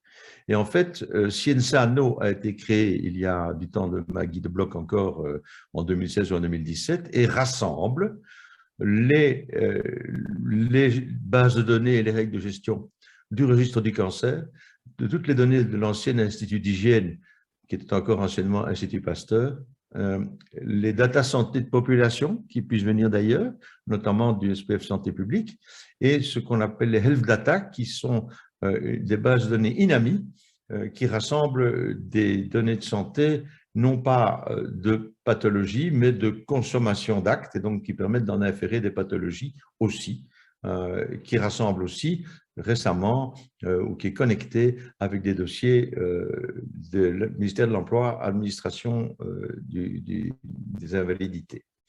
Le principe étant non pas l'anonymisation au niveau de la plateforme, mais la pseudonymisation à 2 ou plusieurs étages. Donc, chaque fois qu'une demande arrive ou qu'un dossier est constitué et qu'on doit le consulter, il y a un dossier de généraliste arrive sur la base de données, il est pseudonymisé. Deuxième pseudonymisation au niveau de Health Data et troisième pseudonymisation quand ça va vers un utilisateur potentiel de la donnée. Donc évidemment, c'est une certaine protection, mais ce n'est pas une anonymisation. Ça, ce n'est pas le cas du tout. D'ailleurs, c'est un peu le paradoxe de la plateforme. Et nous, enfin, mon organisation professionnelle s'était opposée à cela. C'est le seul exemple où une plateforme de gestion de données détient les clés de pseudonymisation pour pouvoir faire la marche arrière et retrouver l'identité du patient, alors que normalement, il faut une tierce partie de confiance extérieure à l'organe, mais la plateforme a été désignée par la loi comme étant l'hébergeur de tierces parties de confiance. Il y a alors le dernier principe qui est encore une nouveauté, c'est le dernier projet de loi portant dispositions diverses de novembre 2021, où le ministre Van den Broek prévoyait de centraliser toutes les données de santé, d'où qu'elles proviennent, dans une seule banque unique qui était gérée conjointement par l'INAMI et le ministère de la Santé publique. Et tout, quand je dis tout, c'est les données d'invalidité, c'est les données maladie à capacité, c'est les données de santé elles-mêmes, de quelque provenance que ce soit. Et on sortait donc du principe de décentralisation des databases et de gestion des accès pour passer à un principe de centralisation. Nous sommes violemment opposés à cela. On a fait jouer une série de relais politiques divers et variés. Et finalement, la seule partie qui est restée de ce projet et qui devient la loi, c'est que cette centralisation des données de santé peut se faire uniquement pour ce qui est en lien avec l'épidémie de la COVID-19, donc vaccination, autotest, maladie, anticorps, etc., et rien de plus. Donc on a échappé au pire à mon avis. Le suivant. Voilà, alors finalement, la gestion des accès, parce que c'est crucial dans ce truc, on peut discuter à l'envie de l'importance du volume d'un dossier médical, de son contenu, etc. Le problème majeur, c'est de savoir qui peut y aller ou qui peut aller le voir. Donc, la raison de faire une gestion d'accès, c'est d'avoir d'abord accès à des données de qualité et que les données de santé sont nécessaires aux professionnels pour bien soigner et aux patients pour être bien soignés et aussi pour jouer le rôle de copilote. Et donc, il faut, quand on a dit ça, limiter l'accès des professionnels de santé à des données qui sont pertinentes, c'est-à-dire qui ont trait à sa spécialité et pas à d'autres, et qui sont nécessaires pour soigner. Ça ne sert à rien d'aller chercher des antécédents de maladies psychiatriques quand un patient est chez vous pour traiter une coronaropathie. Ça veut dire aussi que, et on reviendra en détail plus loin sur la matrice d'accès et le modèle ouvert, c'est ce qui nous occupe depuis plus d'1 an. On a créé une matrice d'accès, on verra plus tard, donc c'est qui peut accéder à quoi et à quelle sous-partie des données d'un dossier patient unique informatisé.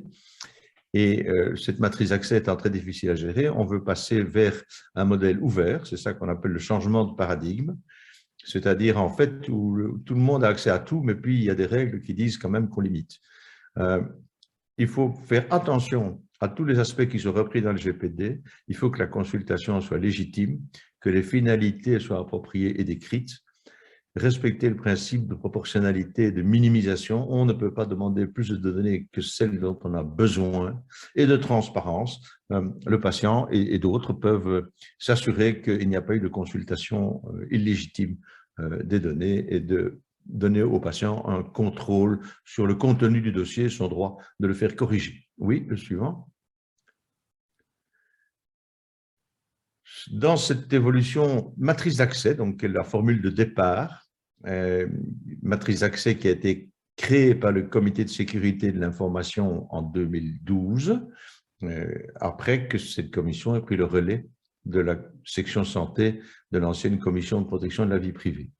Et on dit, tout médecin a accès à des données dans des bases de données médicales, de santé, pour autant que le patient ait donné son consentement éclairé à ce partage de données, qu'il existe une relation thérapeutique, et donc on donne les moyens de preuve, ça existe, pour dire que je suis en charge de ce patient, et que le médecin n'ait pas été exclu par le patient, qui aurait dit « moi je ne veux pas que le docteur de Teuf ait accès à mes données de santé ». Pour les autres professionnels de santé que le médecin, et on verra la matrice, l'accès se fait selon la catégorie de professionnels et selon le type de document, c'est le principe de la matrice, un axe vertical, un axe horizontal, mais c'est très difficile. Le problème dans la plupart des dossiers, et mon confrère Dahl a évoqué cela, c'est que la plupart des données ne sont pas structurées sous forme PDF, sous forme Word, ceci et cela, et donc difficilement échangeables, que le SUMER est en langage Khmer et que toute l'administration fait son shift depuis 3 ans vers un langage FHIR qui est beaucoup plus compatible avec des échanges de données structurés, et surtout qu'il y a une insuffisance de granularité des données constituées. On doit pouvoir descendre dans un dossier sur une sous-partie qui est d'intérêt et les autres pas. Le suivant. Le projet d'ouverture par défaut des soins de santé, donc ce fameux shift de paradigme, c'est de dire le malade consent une seule fois à accepter qu'on stocke électroniquement ces données et qu'il y ait accès les gens qui y ont droit en fonction de toutes les règles d'accès, mais il ne doit plus donner son consentement à chaque fois, que ça ne s'adresse que aux professionnels de santé, et je rappelle le 458 et le 458 bis du Code pénal, que toutes les données de santé sont ouvertes, sauf dès le départ, et sont donc exclues de ces bases de données, les données de santé mentale, génétique, gynécologique et de sexualité. Sexualité, y compris maladies sexuellement transmissibles, etc., etc. Les prérequis pour être dans ce nouveau modèle ouvert, c'est que le patient donne son consentement, qu'il y ait une relation thérapeutique qui doit être prouvée quand on veut consulter et que l'exclusion par le patient reste maintenue. Le médecin garde le droit à l'exception thérapeutique telle que prévue dans la législation droit des patients, en disant je veux cacher une certaine partie du diagnostic ou du dossier parce que les dégâts sont trop importants vis-à-vis du malade si on les révèle. Le suivant. Donc, quand on parle de consentement du patient à l'ouverture, il doit le formuler de façon explicite, donc il doit faire une manœuvre informatique pour dire oui, je consens, lui ou son médecin en sa présence pour dire OK, et il doit dire qui peut avoir accès et ce qu'il peut regarder et comment. Il y a cependant les principes breaking the glass, c'est-à-dire que dans des situations d'urgence, même s'il y a des données exclues, on doit pouvoir y accéder. C'est en train d'être réfléchi. Il faut savoir qui peut casser la glace, ça n'est pas encore terminé. Oui, suivant. Le principe de base qui a été invoqué par Madame de Bloch, c'est-à-dire que le patient devait devenir acteur de ses soins de santé, bon, c'est très idéaliste parce que la fracture numérique est là et je ne suis pas sûr que la moitié des patients soient désireux d'être acteurs copilotes de toute leur histoire, mais enfin, soit. C'est qu'on limite dans le temps la relation thérapeutique. Donc, par exemple, un médecin détenteur du dossier médical global a un accès illimité tant qu'il est gestionnaire du dossier médical global. Un médecin spécialiste a accès aux données médicales du patient pendant une durée de 6 mois qui font suite à la première consultation où il établit la relation thérapeutique.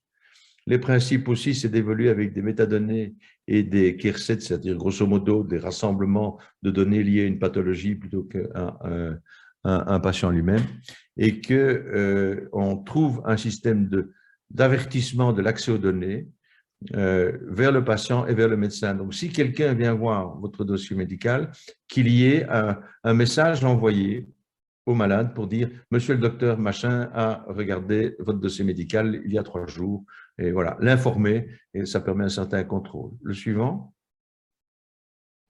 Alors là, je voudrais qu'on affiche le document Excel que je vous ai fait parvenir par ailleurs, parce que je ne sais pas le scinder pour faire un PowerPoint. Et ce document Excel, c'est vous montrer la matrice.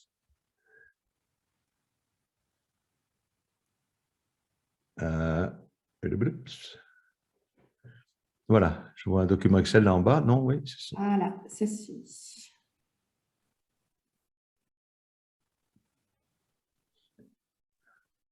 Voilà. Voilà. Alors, si on peut la faire le plus grand possible, parce que c'est un peu chinois. Voilà. Donc, vous voyez là ce que c'est un tableau matriciel. Vous avez les colonnes horizontales qui sont toutes les personnes qui consultent, le médecin, le physicien, l'infirmière. Quand on parle de physiothérapeute, c'est le kiné, l'audicien, enfin toutes les professions qui peuvent être dedans sont dedans.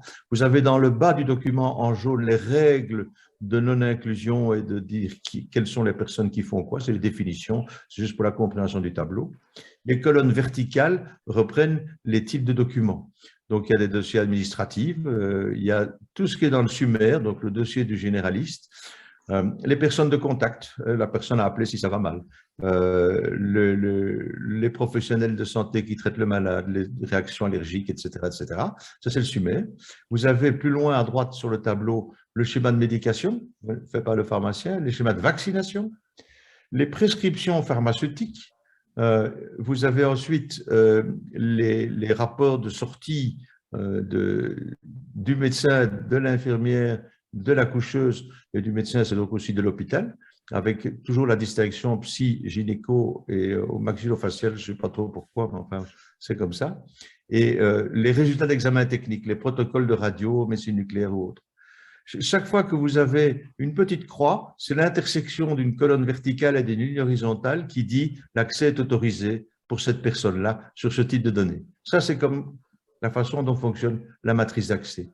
En bleu, ce sont les non-accès qui étaient à l'époque de l'élaboration de cette grille-ci en discussion, notamment pour les infirmières et les kinés. Entre-temps, cela a été résolu par le comité de gestion de l'INAMI au mois d'octobre l'année passée, de l'INAMI, de la plateforme.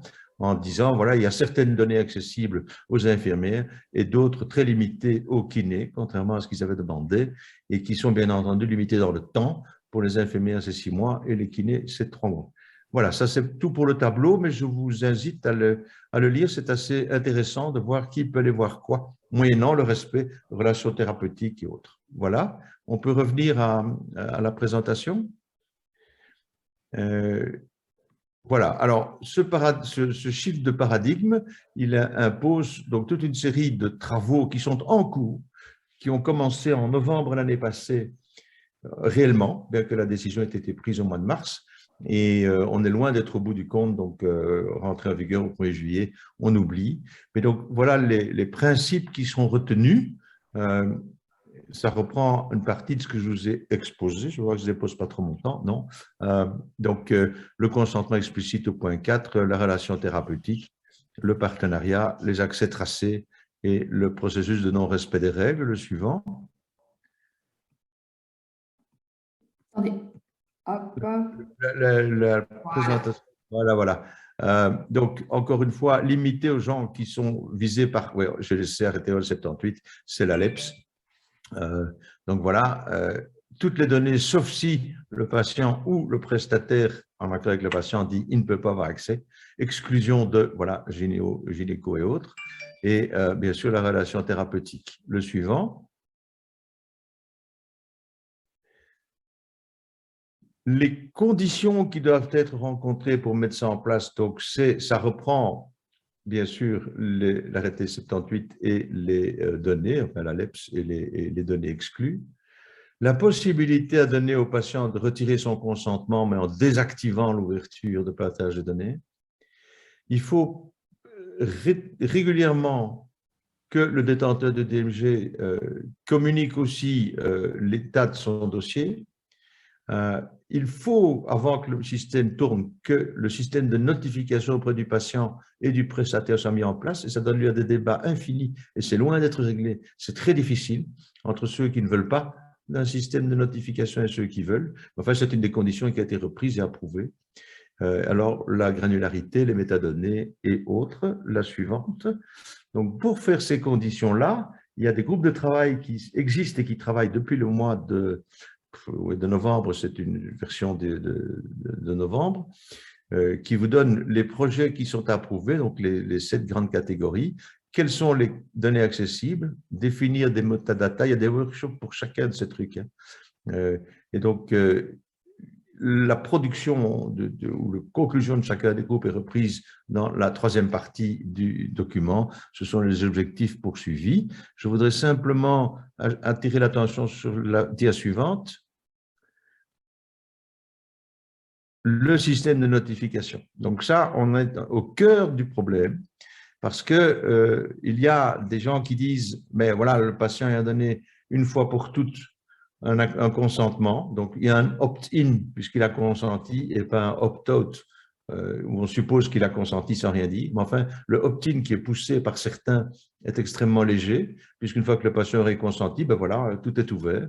Alors que nous, on plaide pour quand même un consentement régulier du patient, et chaque fois qu'une nouvelle catégorie de prestataires souhaite accéder aux données, un infirmier, un kiné, un audicien, que le patient soit informé, et non seulement informé, mais qu'il puisse, via un SMS avec un clic oui-non, dire si oui ou non il accepte que cette personne aille voir. Donc, c'est à la fois une exclusion d'une personne et une exclusion d'une profession. Nous voulons que le patient puisse exclure un groupe professionnel de l'accès à ces données de santé, ce qui n'est pas dans la ligne de tir pour le moment. Ajuster la durée thérapeutique, la suivante. La granularité, donc ça c'est aussi très compliqué, puisqu'il faut non seulement faire les logins, mais identifier dans tous les dossiers des sous-catégories de prestations.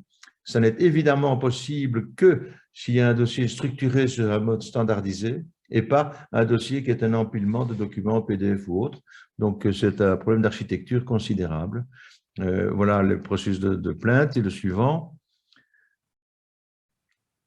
la campagne de communication vers les patients et vers les utilisateurs. voilà, je pense que je suis au bout. Oui, voilà, exactement, c'est dans les temps.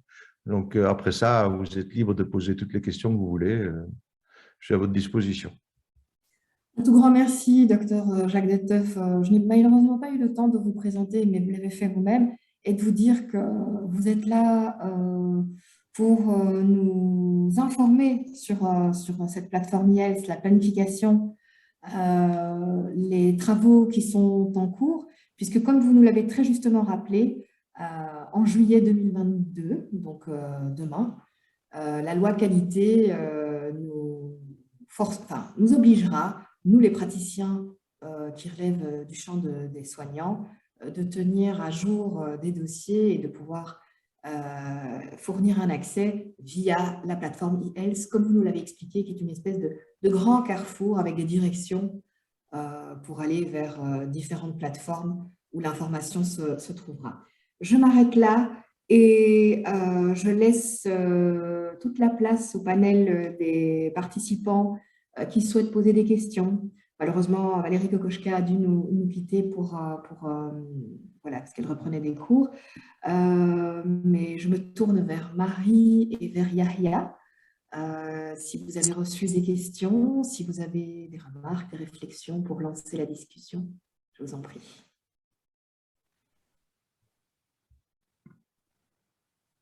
Ah, micro. Voilà. Il y a une question sur le chat, mais je réponds sur le chat.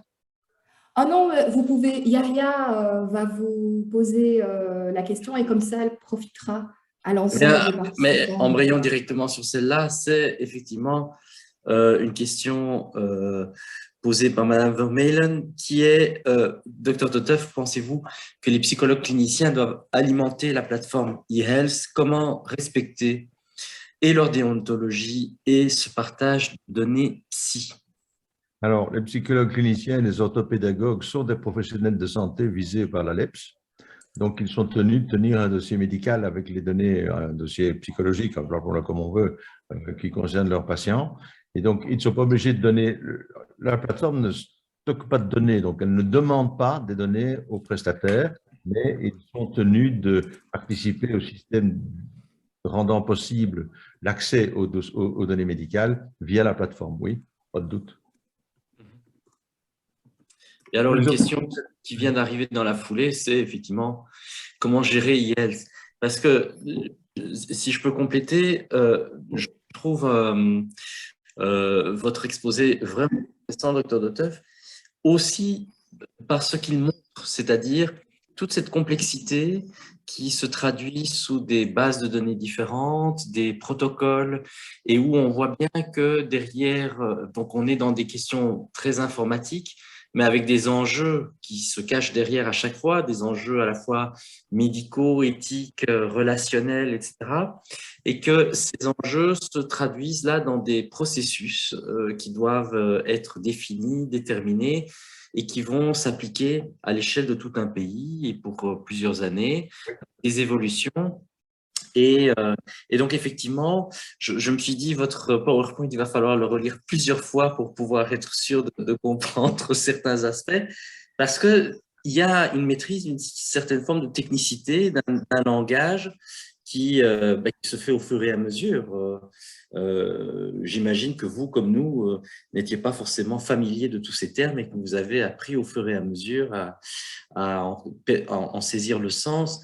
Et donc, est-ce qu'il y a une définition par rapport à la gestion des plateformes de données ou des outils informatiques pour les médecins et pour les professionnels des soins? C'est une question peut-être à élargir au-delà des hôpitaux. Qu'en est-il des indépendants? Qu'en est-il de prestataires qui travailleraient dans des services associatifs comme les nôtres?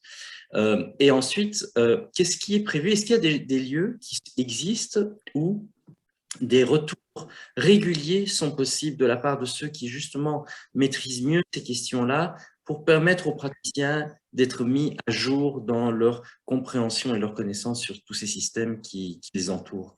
Oui, sûrement. Mais d'ailleurs, moi, je suis le bel exemple puisque je ne connais rien en informatique. Je suis né avec le crayon, j'ai grandi avec le stylo. Donc, Il ne faut pas me demander de manipuler beaucoup le truc et c'est probablement pour ça que Mme Onkelings m'a bombardé président de la plateforme. C'est que je ne risquais pas de faire de l'ombre à ceux qui connaissent puisque je ne connais pas. Mais d'un autre côté, elle savait bien qu'elle avait quand même nommé quelqu'un qui avait une certaine vision politique et peut-être un peu philosophique de la chose et que ça pouvait aider à mettre de l'huile dans les rouages. Donc, je pense que ça a été plus ou moins fait. Au niveau de l'apprentissage et de la formation, il y a, depuis 3 ans, des formations organisées partout dans le pays pour l'usage. Je ne parle pas des universités, des études, aux études pour les étudiants en médecine où ils ont, dans certaines, mais probablement dans toutes, des cours à l'initiation à l'informatique, à l'usage de l'informatique opérationnelle médicale. Mais il y a des formations organisées par l'INAMI et par les régions. Et par la région wallonne, c'est au travers du réseau Santé Wallon, qui est donc le groupe qui est composé de médecins et de prestataires exclusivement, géré par les médecins wallons, et qui organise toute l'informatique liée au SUMER et aux données médicales stockées dans le coffre-fort wallon. Et c'est eux, avec la ministre de la Santé wallonne, Christy Montréal aujourd'hui, qui organisent des formations itinérantes, style bal du samedi soir, où on apprend, on donne aux gens les outils pour se débrouiller, et c'est un modèle qui est pérenne, c'est-à-dire que tous les X ans ou mois, ils refont des séances. Donc alors ça a été créé au départ pour les utilisateurs primaires, c'est pas du tout un jugement de valeur, donc les spécialistes ont été soigneusement tenus à l'écart de tout ça, parce que toute la façon de raisonner des gouvernements, c'est la première ligne, et il n'y a que qui rentrent contre leur faveur, mais en fait, c'est maintenant ouvert à tout ce qui n'est pas dans l'hôpital et qui veut avoir une formation à ce sujet. Dans l'hôpital, à la plateforme IELF, on a réglé les problèmes de confidentialité en disant la plateforme est incapable de s'assurer que les règles d'accès au dossier médical sont respectées dans l'hôpital. Donc, tout ce qu'elle peut faire, c'est dire jusqu'à l'entrée de la boîte noire hôpital, la plateforme est responsable de toutes les mesures de sécurité. Une fois que c'est dans l'hôpital, c'est l'hôpital qui est responsable de la sécurité, du contrôle d'accès, des mesures de sanction, etc., etc. C'est ce qu'on a appelé le COT, C-O-T, parce qu'on aime les acronymes. C'est le Circle of Trust, le cercle de confiance. Et donc, il y a un SLA, Service Agreement, entre le COT hospitalier et la santé publique, puisque c'est une des obligations qui est faite par le ministère de la Santé publique via le budget des moyens financiers de l'hôpital d'une sous-partie qui s'appelle BMUC, Belgian Meaningful Use of Criteria, donc qui est la bonne façon de suivre l'informatique. Et donc, les hôpitaux, l'argent pour faire ça bien, et ils font un COT, un Circle of Trust. Donc, dans l'hôpital, ça a été réglé, mais toute la partie ambulatoire, ça reste les connexions de plateforme. Ouais. Je voulais juste rajouter quelque chose par rapport à cela. Je vois qu'il y a une question de comment se former à e-health. Comme nous le rappelait Valérie Kokoschka, au-delà du comment, comment utiliser la plateforme e-health, il y a une question qui est très importante qui se pose donc aux soignants, c'est quel acte j'induis, quel acte je pose et qu'est-ce que j'induis, et de tout le temps articuler le comment j'utilise cet outil avec son cadre déontologique, son cadre d'éthique clinique. Donc, il y a quelque chose, je fais un relais avec ce que disait Dr Sylvain Del tout à l'heure, il y a quelque chose d'une pratique supplémentaire qui s'invite dans le travail du soignant et qui n'est pas juste du comment, qui s'accompagne de toute une série d'articulations complexes. À côté de la complexité technique, il y a aussi la complexité de l'articuler à d'autres cadres, qui soient juridiques, cliniques, etc. Oui, mais c'est d'une complexité rare. Hein. Moi, je reconnais bien cela. M. Quinault demandait le consentement éclairé pour des données couvertes par le secret médical. Ben, c'est l'essence même de tout ce qu'on fait là. Ça s'adresse aux professions de santé dépendantes du 458 Code pénal, donc du respect de la confidentialité et qui permet de partager la confidentialité avec des acteurs soignants. C'est aussi bête que ça, et aux malades. On faisait ça du temps du dossier papier. Avec le dossier électronique, le risque, c'est les accès indus. Et donc, c'est toute la machinerie qui se met en place pour ça. C'est très difficile. Il y a aussi une question sur les dossiers papier pour les généralistes plus âgés non informatisés.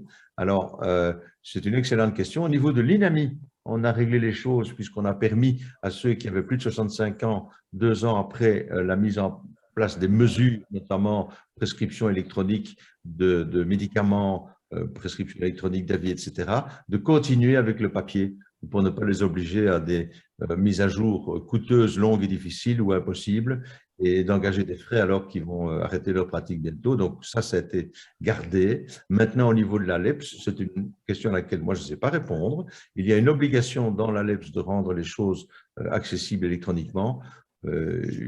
J'imagine que en bon partisan de la culture du compromis belgo-belge ou du système D qu'on trouve toujours pour contourner les règles, on trouvera quelque chose pour protéger ceux qui travaillent papier. Je n'ai pas de réponse à ça tout de suite. De fait, ce que vous dites sur la complexité, oui, donc tous ces groupes de travail que je vous citais, avec les gens de groupes architecture qui s'occupent de cela, le but, c'est d'avoir quelque chose qui soit extrêmement simple à utiliser pour le clinicien. Alors, il perdra du temps, mais on veut éviter les enregistrements multiples de données. Monsieur Dahl a référé tout à l'heure à cette aberration de prescrire du médicament en dehors du dossier médical et puis recopier, etc., etc. Donc, le but du système, c'est quand un médecin fait quelque chose et qu'il le rentre électroniquement dans le dossier, il ne doit rien faire d'autre que d'introduire sa contribution du jour et rien de plus. Et tous les éléments du dossier partout éparpillés, que ce soit le schéma de médication, que ce soit un soin par un infirmier, il est retrouvable simplement en poussant sur un clic. Ça, c'est le problème des API, donc des systèmes de connexion intelligents qui se mettent en place avec le langage FIR et qui permettent cette connexion sans manœuvre complémentaire.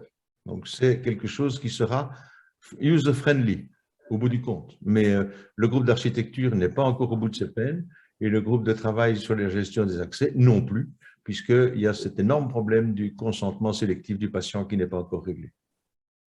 Merci. Peut-être juste, Samira, je me permets peut-être en rebondissant sur ce qui vient d'être dit, mais je pense que la question du consentement éclairé, pourrait aussi être adressée à Monsieur Dahl et peut-être, voilà, si vous avez peut-être… voilà, oui, on a eu déjà un premier éclairage, mais ça me semblait intéressant aussi de vous entendre, Monsieur Dahl, sur cette question-là. Oui, au niveau du consentement éclairé, ce qu'on fait donc nous, c'est qu'on indique aux patients qu'on travaille en équipe de façon très simple et qu'on partage donc des outils de communication. Donc le patient sait qu'on va être plusieurs à lire le dossier médical. Par contre, on va clairement indiquer aussi que ce dossier ne diffuse pas vers l'extérieur. Donc, si on veut avoir son dossier, il doit vraiment faire une démarche active, ou quand il veut le transférer à un médecin extérieur, ça doit être tout à fait explicite. Même chose quand on reçoit une demande de lettre de sortie, par exemple, pour une hospitalisation préalable, on a besoin que le patient ait marqué son accord dans l'autre hôpital. Donc, on est attentif à la question du consentement. Il y a peut-être des angles où c'est moins clair. C'est par exemple le fait qu'on ait autorisé les urgentistes à avoir accès à notre dossier pour une question d'urgence, de situation aiguë, où c'est vraiment précieux d'avoir certaines informations. Donc, il y a quand même des coins où ce n'est pas tout à fait explicite, le consentement éclairé. Tout à fait. Mais si je peux me permettre, sur les urgentistes, ça fait partie de breaking the glass. C'est de pouvoir contourner l'interdiction en disant il y a une nécessité vitale à. Voilà. Ce qui est parfois vrai et parfois pas. Oui, c'est vrai. Il n'y a pas du tout d'urgence vitale et comme je disais, le patient a son dossier, l'étiquette psy, et ça n'est pas toujours favorable. Mais ça, c'est l'hôpital qui doit régler. Oui. Moi, j'avais envie si je peux me permettre, de peut-être poser une question. Alors, effectivement, ici, il est beaucoup question de santé somatique. Dr Sylvain Dalle nous apporte un point de vue depuis son travail de psychiatre, qui a aussi un volet médical et de psychique. Mais pour la plupart des psychologues cliniciens qui sont entrés dans le registre des soignants, il y a une difficulté face à ce dossier numérique. C'est comme vous nous le faisiez remarquer, Dr Dalle, déjà, il y a l'existence d'un dossier psy. Donc, c'est déjà une indication, ça dit déjà quelque chose, une information sur l'intime, sur une démarche intime d'un ou d'une patiente, ou d'un enfant, ou d'une famille, peu importe. Ça, c'est déjà la première difficulté qui se pose pour les psychologues cliniciens. Et la deuxième difficulté, c'est qu'il y a un ensemble de données minimum à transmettre qui va se retrouver sur une forme de place publique numérique, si je puis lui donner cette image. Bien entendu, qui n'est pas un marché, mais potentiellement, oui, c'est une place publique numérique. Et donc, je voulais voir un petit peu comment est-ce que c'est cette particularité de la confidentialité de l'intime qui est en fait au cœur en fait, qui définit même la relation de confiance. C'est parce que j'ai confiance en une personne et dans sa capacité à m'assurer une confidentialité que je vais lui déclarer ou me déclarer certaines choses qui touchent vraiment à une forme de grande intimité, qui touchent à la souffrance psychique. Donc voilà, je voulais voir un petit peu, vous poser un petit peu cette question par rapport à cette particularité de la donnée en santé mentale, qui est une donnée qui touche plus à l'intime qu'un examen ou qu'un médicament ou autre. C'est à moi de poser la question ou à M. Dalle? À vous deux, allez-y, je vous en prie. Oui, mais enfin, pour ce qui est des psychologues ou des psychiatres d'ailleurs, je rappelle la règle fondamentale aussi bien dans la matrice que pour le futur système accès ouvert, que les données psychiques ne sont pas accessibles par ce système, sauf à des médecins sur démonstration de leur qualité de relation thérapeutique avec un malade au jour où ils veulent consulter. Mais sinon, c'est exclu comme les données gynéco, comme les données génétiques et comme les données de maladies sexuelles ou sexuellement transmissibles. Donc, elles ne sont pas dans le catalogue. Donc ça donne… Alors, il faut un dossier parce que sur requête spécifique adressée à blabla, on peut avoir un accès, mais ça n'est pas dans le système, c'est à côté. Donc ça, c'est une première garantie. La deuxième garantie, moi, je ne saurais assez conseiller aux médecins et en particulier aux psychiatres et aux psychologues d'être très évasifs quand ils transmettent des données. Il ne faut pas labelliser un malade de paranoïaque ou de bipolaire ou de dépressif à tendance suicidaire ou de… Voilà. Mais on peut dire il est venu parce qu'il a un mal-être de… Voilà, blabla. Et se contenter de symptômes plutôt que de catégoriser. C'est quand même moins dangereux.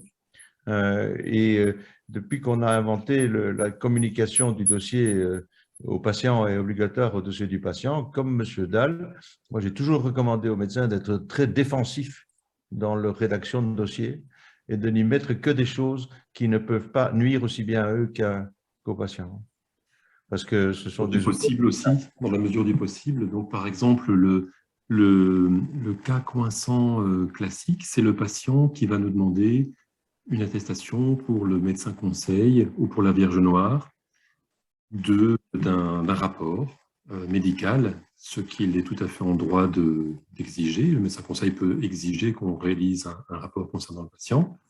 À ce moment-là, on doit quand même dire les choses relativement clairement si on veut qu'il ait une chance que ce soit pris en compte. Et ce document va rester dans le dossier informatisé. Oui. L'autre fuite, je dirais, d'informations, c'est que, comme tous les médecins de l'hôpital, on doit contribuer des données au RIM, donc au résumé médical de base. Là, elle est dans le fond, partagé entre tous les médecins. Et je pense que dans la diffusion vers le RSB, il y a une partie du RIM qui se retrouve. Donc, il y a quelques informations diagnostiques très claires qui nous échappent un peu, quand même. Donc, il y a des branchements un peu inattendus dans toute cette communication d'informations. Oui, mais les trois réseaux, wallon, bruxellois et flamand, n'hébergent pas les mêmes choses dans leur coffre-fort non plus. Donc, Bruxelles et la Wallonie, le SUMER est dans le dossier, mais il est déjà segmenté, parcellisé ou granulé en différentes sous-rubriques. C'est celle que vous voyez sur la matrice d'accès. Du côté flamand, à Vitalink, le SUMER, c'est un bloc unique, et ou bien on rentre dedans pour tout, ou bien on n'y rentre pas. Donc, c'est totalement différent, et les positions de chacun sont totalement irréconciliables, ce qui est évidemment un énorme problème au niveau de la plateforme qui doit prendre des règles standards nationales, fédérales, mais pour l'instant, c'est pas comme ça, et voilà, ça c'est compliqué. Pour ce qui est de la communication avec un médecin conseil de mutuelle pour une incapacité de travail ou quoi, là on est dans un autre cadre.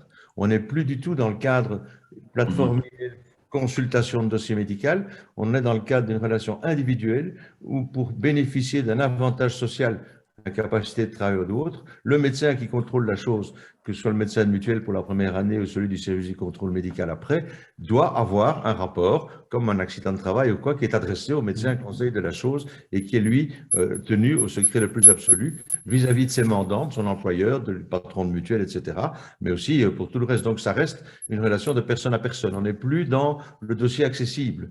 D'ailleurs, les médecins de mutuelle, les médecins d'assurance, privés ou publics, les médecins du travail, les médecins d'accidents donnant lieu à responsabilité civile ou autre, les experts divers et variés des tribunaux, n'ont pas accès à ceci, à tout ce système de données. En tout cas, je vous remercie, Dr Detef, parce que ça a dû être une gageure pour vous de nous résumer en une trentaine de minutes plus de 10 ans de travail et de réflexion autour de cette plateforme e-health. Alors, grâce à nos orateurs du jour, c'est peut-être un tout petit peu moins rendez-vous en terrain connu, si je peux dire, que cette plateforme numérique. Mais en tout cas, ce que je retiens de très intéressant, c'est qu'il y a la nécessité d'avoir un haut degré de maîtrise en qualité, à un niveau individuel, mais il faut aussi penser les choses sur un plan d'une profession, d'avoir un consensus en tant qu'acteur de santé, avoir un consensus sur comment, quelle position, quel type d'usage nous faisons de cette plateforme. L'obligation n'est plus à remettre en question, puisque voilà, elle incombe à chaque soignant, mais il y a tout de même à réfléchir à l'échelle d'une profession, avec ses spécificités, avec ses contours, à une forme de consensus pour savoir ce que l'on y fait en ce terrain presque inconnu, un peu connu grâce à vous. Un tout grand merci pour vos contributions. Évidemment, c'est toujours un peu frustrant parce qu'on aurait envie de faire, mais bon, le temps imparti est celui-ci. On aura certainement l'occasion de vous réentendre à d'autres occasions. Merci pour votre générosité de temps et de partage, d'expertise. Voilà, je pense que toutes les questions ont dû être plus ou moins traitées. Si on a d'autres, n'hésitez pas à nous les relayer et on reste en contact avec nos orateurs et le mot de la fin à Yahya. Juste dire les questions qui arrivent encore, mais pour information simplement, les documents seront d'ici la semaine prochaine en ligne et la vidéo, il faudra toujours compter un peu plus de temps, compter 15 jours pour que la vidéo de ce webinaire soit en ligne sur le site de la Ligue, au même endroit à peu près que le lien qui vous a été donné tout à l'heure pour accéder au fichier Excel du Dr Detef. Ces vidéos, vous le savez peut-être, vous ne le savez pas, sont gratuites. Elles resteront sur ce site aussi longtemps que nécessaire pour pouvoir nourrir vos équipes et vous-même dans votre réflexion à ce sujet.